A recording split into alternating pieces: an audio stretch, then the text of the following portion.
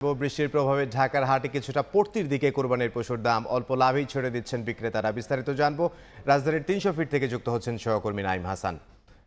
নাইম, দিনভর বৃষ্টির প্রভাব পড়েছে রাজধানীর কোরবানির গরুর হাটগুলোতে। এখনো পর্যন্ত ঈদের মাত্র একদিন সময় বাকি থাকলেও কিন্তু আমরা দেখেছি যে রাজধানীর এই যে ৩০০ ফিট সহ গাবতলী আশেপাশের যে কোরবানির গরুর হাটগুলো রয়েছে, এই গরুর হাটের অধিকাংশ গরুই কিন্তু এখনো অবিকৃত রয়ে গেছে। আমরা আজকে দুপুর থেকে এই রাজধানীর পূর্বাচলের ৩০০ ফিট গরুর হাটে অবস্থান করছিলাম। এখানে কিন্তু দেখছি যে এখনো পর্যন্ত মাঝারি ও বড় আকৃতির যে গরুগুলো রয়েছে, এই গরুগুলোর কিন্তু ক্রেতা সমাগম একদমই নেই বললেই চলে।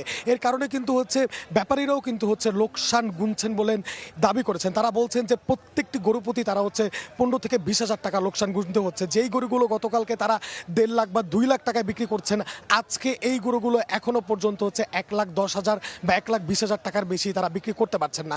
এর অন্যতম কারণ এই যে বৃষ্টি হয়েছে আজকে দিনভর, সেই বৃষ্টির কারণে কিন্তু যে কুরবানির হাটগুলোতে এক ধরনের জলাবদ্ধতা তৈরি হয়েছে, কাদা জমেছে, যে কারণে কিন্তু এই গরুগুলোর দাম কমে যাচ্ছে বলেই ব্যাপারীরা মন্তব্য করেছেন।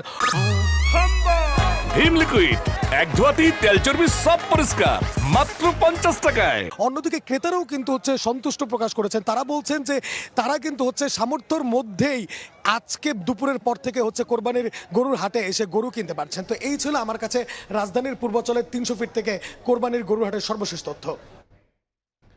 কোরবানির পশুর হাটের খবর আমাদেরকে জানাচ্ছিলেন রাজধানীর ৩০০ ফিট থেকে সহকর্মী নাইম হাসান।